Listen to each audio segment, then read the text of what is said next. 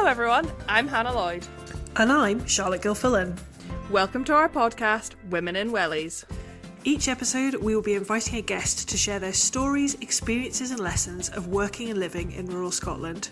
We want to get to know the real women behind the Wellies and share them with you, our listeners. Welcome to episode 8 of the Women in Wellies podcast, and today we are joined by Mhairi Robertson. Good morning, Mhairi. How are you? Morning, Charlotte. I'm good, thanks. How are you? Very well indeed, thank you. What we like to do at the start of each episode is to ask our guests to introduce themselves and just tell us a little bit more about who you are and what you do. So over to you. So my name is Mhairi Robertson and I am a chartered rural surveyor. I work on an 8,000 acre estate in Royal Deeside, and lots of what I do involves managing people, land, property, forestry, the natural environment, biodiversity, and I'm quite heavily involved with the local community where I live in Mhairi. So that's a little bit about my work life. So outside of work, when I'm not managing the estate in Aberdeenshire, I do a lot of exploring of the countryside here, which is so exciting because it's not really a part of Scotland I spent much time in when I was younger. So it's really nice to be able to sort of be a tourist and a resident all at the same time. And I am supposed to be training my little gun dog cocker spaniel puppy called Lucy.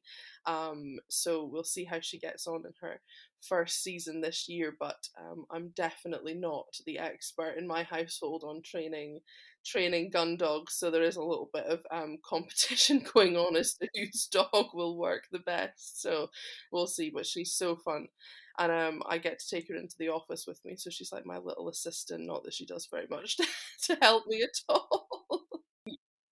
She features in my Instagram and my LinkedIn quite frequently, and she seems to get quite a lot of engagement. She must be a lot cuter than I am.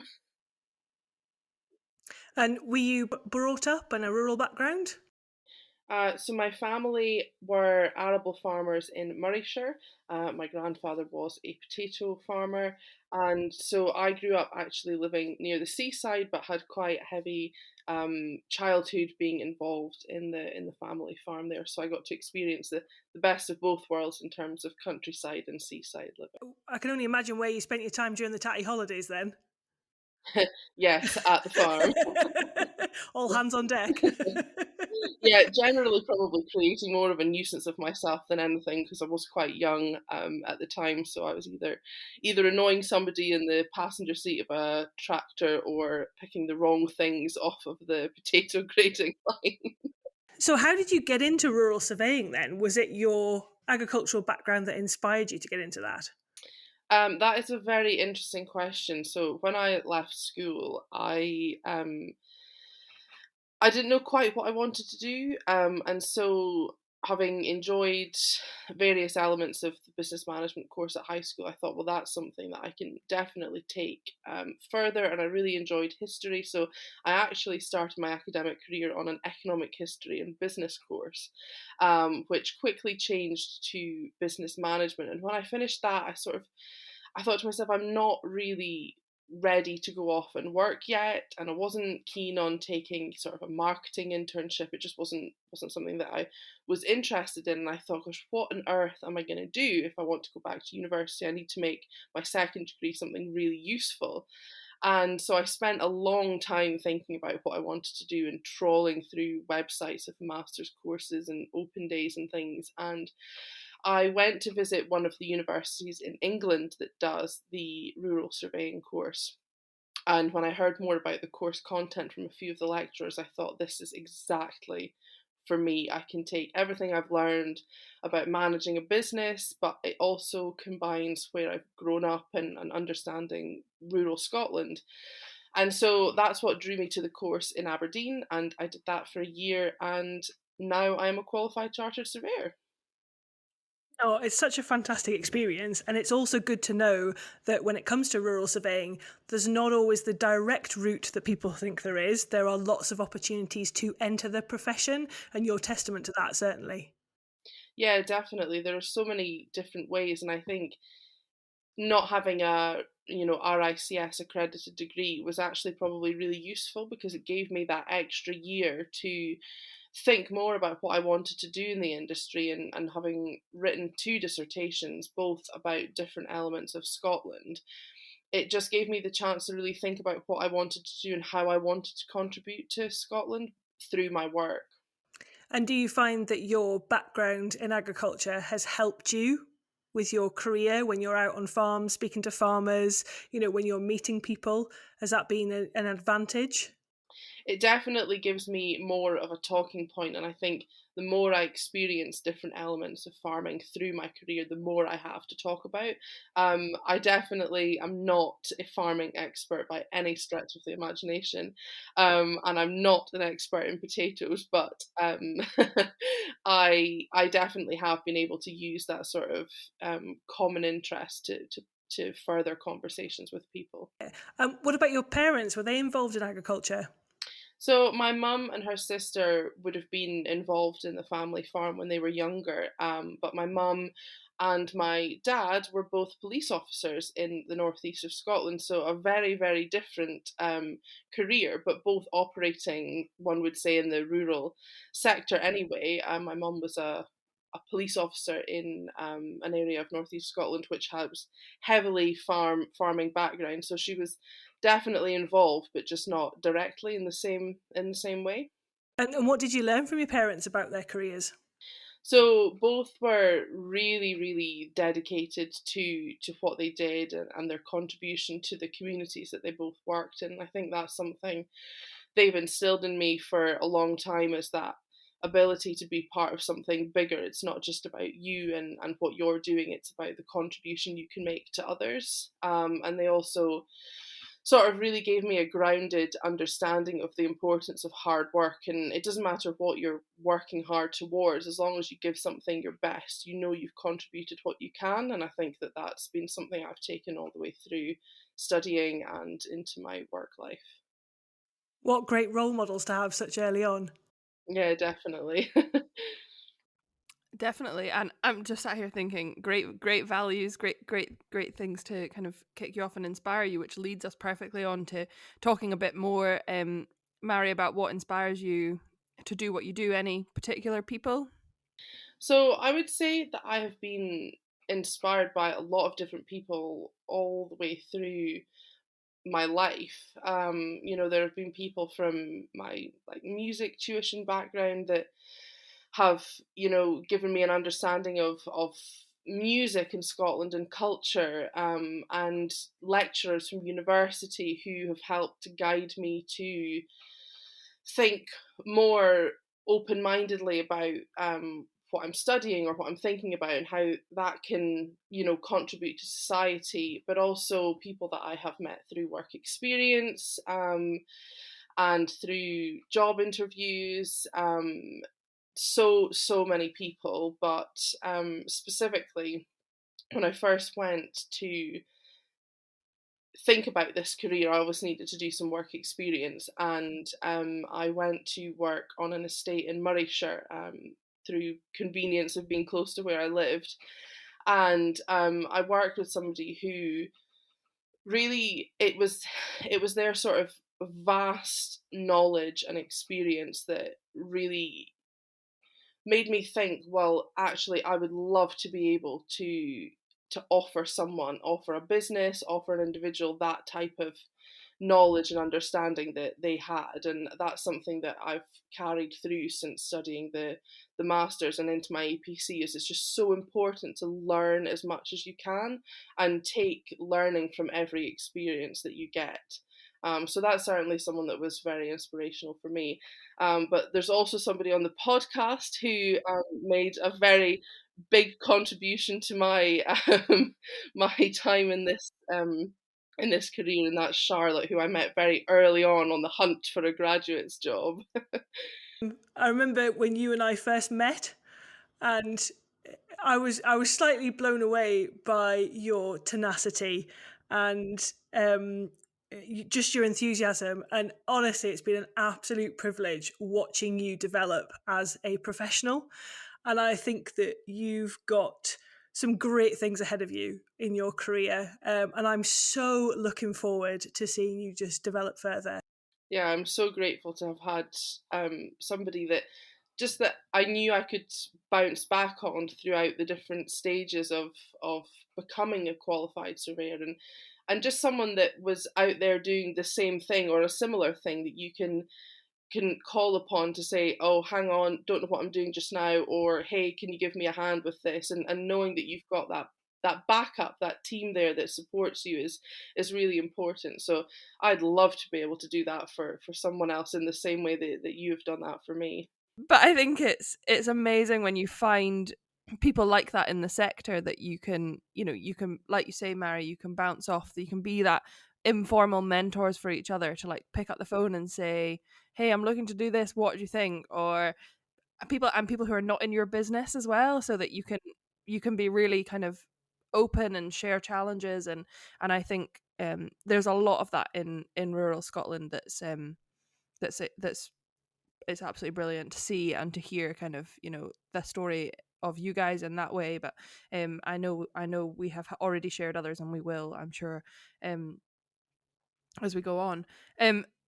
The other thing, Mhairi, is there anything else that inspires you? I know you mentioned to us before about kind of rural Scotland in general being part of your inspiration. Do you want to share some more on that? Yeah, so obviously I've covered a bit of my childhood being, very seaside and countryside based, and I think that gave me a good understanding. But reflecting back at the time, I didn't realize the importance of that at that time. But now, I think the more I've become involved in being a part of rural Scotland, the more I realise how important it is to how we live and how our communities are formed, and learning more about that all the time. It gives me more inspiration. The more events that I go to, the more people that I meet, that's the encouragement that I have to keep contributing to this part of Scotland. And I think it's so important that people understand why we're here doing what we do, and it's to give back to the natural environment, or to the communities, or to the people that create the environment that we live in. And it is that kind of cross section, isn't it, of all of those things: the natural environment, community, business, all of those things keeping going, and where they all intersect is, I think, what keeps lots of us wanting to work and support rural Scotland in general. Yeah, definitely. Mhairi, you're clearly very passionate about continually learning and continually experiencing new things. And I think you had quite an opportunity to do that when you met your partner, Hamish. Yeah, so obviously, like I've mentioned, my family had an arable farm, which I have openly said I'm not an expert in. But when I met Hamish, he was heavily influenced by livestock farming, and sheep were his favorite thing. And so when I met him, he really opened up a new sector of farming that I could experience from a hands-on perspective that I had never even thought about entering into before. And I've learned so much from him about, you know, just livestock management and how farms can be really integrated, and the different types of people. And he's half Kiwi, so he's really passionate about New Zealand farming, and I've learned so much from him on international farming, not just how we do things here in Scotland. Yeah, so it sounds like you've learnt an awful lot from him, but has he learnt things from you as well, I'm sure? I'm sure he has learnt a lot about tenant management and writing leases from me, all the interesting things. I would argue that pasture management and soil carbon is a little bit more interesting, so he maybe wins that one. How do you find being on an estate in terms of the work that you're doing at the moment, rather than being part of a wider firm or an office? I think there's sometimes potential for that to be quite isolating, especially early on in your career. But have you managed to build up a network of people to surround yourself with? Yeah, so when I first moved here, I didn't know anyone in the local area. So the team that I work with has been quite important to me in terms of becoming my sort of local social network. And I work with someone who is really, really active in the community, and so he really inspired me to become involved in wider things. But in terms of like-minded people and others doing similar jobs. It was initially very difficult, particularly due to COVID and all the sort of events and training things being online, to meet other surveyors. I really only knew the people I'd been to university with. And so in order to expand that network, I've really had to sort of go out of my comfort zone and really attend events and get to know people, because I didn't have that sort of firm-based network that others would have. But I think in terms of the comparisons between working for a firm and working sort of in-house for one estate is really different and important for me. When I left university, I really wanted to work for one business and to be able to see all the way through the impacts of what I do right through to the community, and being so close to the town that I live in. Everything that we do has an impact here, and that's something that's really important to me, is to be able to see things through right to the end. I don't just want to tick off something on my to-do list. I want to be involved, and then be involved in the future if there's something that comes from that. So I think on two sides I've been able to try and build up a network, both locally and across Scotland, in terms of communities, but also the rural workforce community that I've been able to get to know. Mhm. And there's a lot that can be taken from collaboration with people across the board, be that, who you're working with directly, be that communities, contractors, other people that you come across. There's a huge amount of value in that collaboration.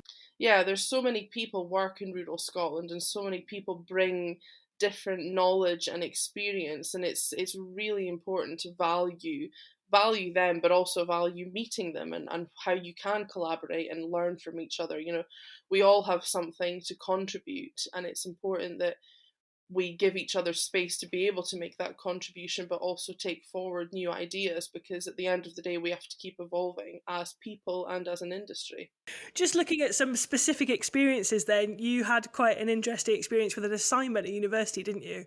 Yeah, so when I was on my master's course, obviously part of that is studying agriculture, and one of the assignments was to sort of plan out how you would manage a mixed livestock holding. And at that time, I hadn't met Hamish, so I didn't have that extra support and knowledge around me. And I thought, oh my goodness, how am I going to answer this? I have no idea where to start. And I was sort of scrambling around thinking, I don't know what to do. So I phoned my grandfather, who obviously had run our family farm, but he wasn't really an expert in livestock farming, so he put me on to one of his friends. And so Julie came home that weekend, and I went to see his friend, who was also a farmer, and sat down around the kitchen table with him, his son, and his son's son, and together the four of us, worked together to put this assignment, or to give me the bones of the assignment, and to share information and their knowledge of how they would look at something like that. And not only did it help me prepare the assignment and be able to pass that course, but also it just gave me a really deep insight into that generational knowledge sharing, which is so important in rural Scotland. And it's something that I think we really, really need to value, in that if I hadn't met those three people, I wouldn't have certain pieces of knowledge that I have, that both contributed to my time at university, but also just on a longer term scale in terms of understanding, how people value their farm and managing that, and how important it is that it stays in the family, but also how we as individuals in the sector can value that ability to transfer knowledge across 3, 4, or 5 generations of a specific piece of land. I think it's imperative that we all understand the history so we can fully understand and appreciate what we do in the future. Yeah, I couldn't agree more. Just gonna say on that point, I think it's so easy as well for lots of stories of rural to feature kind of frustration at being a family business, and frustration at that generational challenge, and that the son or the daughter wants more responsibility before the father or the grandfather is ready to let go. And in my day job, that's kind of the stories I hear relatively regularly. Whereas remembering the power of the knowledge that's held between the generations is also incredibly, incredibly valuable. So moving on from experiences, I'm absolutely blown away by some of the experiences you've shared, Mary. It's so varied in still being relatively new into your kind of career. But are there any big challenges that you faced or continue to face that you want to share? Yeah, so I think one of the one of the things that really has been a challenge for me is when I entered this industry, I knew that I wanted to contribute in a specific way by doing my own thing. And, maybe in not working for a firm, I started that, but I needed to ensure that I didn't just get lost in the sort of excitement of the sector, and really wanted to forge my own path in terms of how I want to contribute to being here, to being part of rural Scotland. And you know it can be quite difficult to navigate all the different people, the different levels that they're working at, all the different types of businesses that are part of rural Scotland. And I think it's really important that all through that I've tried to remain true to the ideas that I have, and the reasons that I wanted to do this job in the first place are to expand my knowledge of business, to contribute to a community or communities, and to be part of something bigger. And I think it's easy to get lost in everything else that's happening, and just to follow what others are doing. If you want to set the bar slightly differently for yourself, you have to be really aware of what you're doing, and how you manage yourself and the things that you do, and how you contribute not only at work but on a wider scale. And I think that's been certainly a really big challenge for me. I think it's a really interesting challenge because and it's something we've talked about a few times on this, and I've spoken to a lot of people about over the last couple of years. But showing up how you want to show up in any context, and standing completely by what you believe, is really difficult when there's so many influences. Every time you open Instagram, there's somebody telling you could do this differently or that differently, or LinkedIn, or wherever it is. And every networking event, somebody's saying, oh, what about this method, or what about that method, and this is better than that, and this is better than that. But really being clear on what your own kind of beliefs and boundaries and values and things are, and standing by them is no mean feat in any sector. But I think particularly in rural, where there's a lot of opinions on the way things could and should be done. Yeah, I totally agree. It's just very easy as a young person to say, oh well, most people think this, so I should just think that too. But if that's something fundamentally that you don't agree with, then it's you've got to have the ability, or want to have the ability, to stand up and say, no, I think this should be how it is, or I think that should be different. And I really want to be able to contribute on a wider scale to rural Scotland. And I think you need to be able to stand up and say, no, I don't agree with that. And I think we should look at it differently, and look at all the options, and be able to do that is really important. But you've got to have a lot of confidence, which definitely takes time to build when you're a newbie and you're still studying, or you're learning, or you're doing professional qualifications. It can be difficult to maintain that throughout the process. Hmm. I think it's about asking why, isn't it, as well?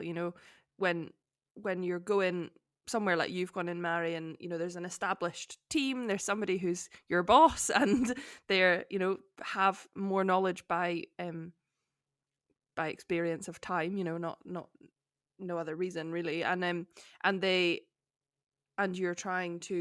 you want to challenge them, you want to challenge the way things are being done, but doing it politely. And I just love asking why, and I think I'll ask a lot. I ask why a lot, and I'm sure you're the same, Mary. Why'd you do it this way? Why this? Why that? Why? And until you get to a proper answer, or you can have some robust debate about it. And I guess that's where it comes back to what you were saying before about building a network and learning from other people, so that you can ask why and say, well, hang on, why am I doing this way, and next door they're doing it that way? Can we? How can we learn from each other?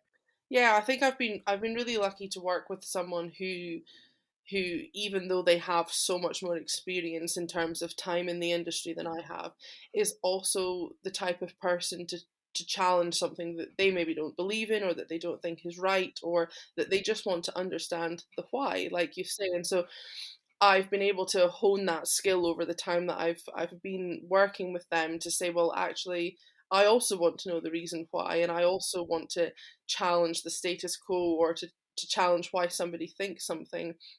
And that's something that I'm really grateful I've been able to learn from them whilst I've been working here. Mm-hmm.